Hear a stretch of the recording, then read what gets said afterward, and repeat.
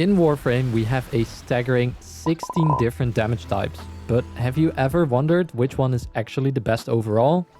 Next up is slash damage, and some of you may be surprised to find it this low in the tier list. Slash damage has been an absolute staple in Warframe's history, especially before the Jade Shadows update. The key to Slash's dominance over the years is its status effect called Bleed, which causes a damage over time effect that completely bypasses enemy armor and hits enemy health directly. When you combine this with something like a viral vulnerability multiplier, which boosts damage against health by up to 4.25 times, you can get some of the most lethal scaling in the game. Before Jade Shadows, this was a go-to combo, as enemies had absurd amounts of armor, but relatively low health. So Slash lets you ignore all of that tankiness and go straight for the kill. It was also super easy to build for. Just slap on Hunter munitions on any primary weapon, and boom, free bleeds on crits. Faction-wise, Slash is especially good against Infested, as well as the Narmer with a 1.5 times bonus, and it's neutral against everything else. Like the other DOTs, Bleed scales well with base damage,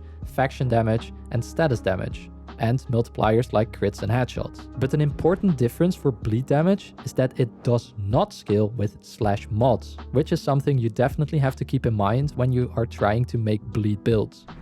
So how is Slash holding up now? Honestly, still pretty well concerning the circumstances. But to make Slash useful, you do need to build into it. This is because the enemy health has been so massively buffed that Slash damage alone and the bleed that you get from it often isn't enough. You want to combine it with mechanics like multiplicative condition overload and multipliers like headshots and critical hits, as well as viral vulnerability to get some good mileage out of your bleed damage. However, outside of just letting the bleeds tick away over time, there's also some options to consume the bleeds for burst damage. This can be done by abilities like Expedited Suffering, which is a Helminth ability that can be put on any frame. We also have Dante's Tragedy, which is able to consume all of the bleeds for upfront damage. We also have Nesha's Divine Retribution, that not only duplicates the bleed procs that are applied to enemies, but also consumes them at the end of the ability. Or finally, we also have the Harmony Heavy attack that we can use to consume the bleeds. Also mentioning Slash, let's not forget about the Slash Queen herself,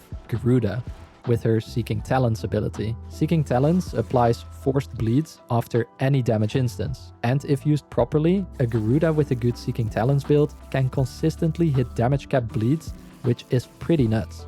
So while Slash isn't in the untouchable position that it once was, it's still incredibly effective with the right synergies. That, in the end, earns it a strong spot in the good when synergized tier.